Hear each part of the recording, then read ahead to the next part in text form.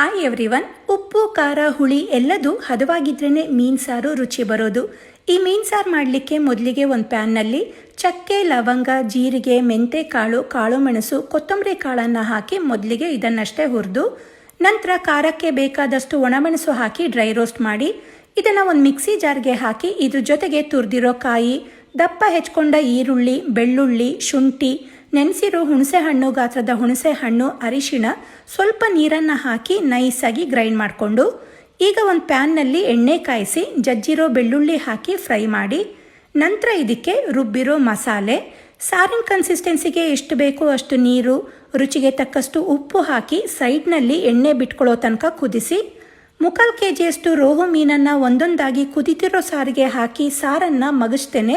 Lid close ಮಾಡಿ ಒಂದು 2 ರಿಂದ 3 ನಿಮಿಷ ಕುದಿಸ್ಕೊಂಡ್ರೆ ಮುದ್ದೆ ಅನ್ನಕ್ಕೆ ತುಂಬಾ ರುಚಿಯಾದ ಮೀನು ಸಾರು ರೆಡಿ.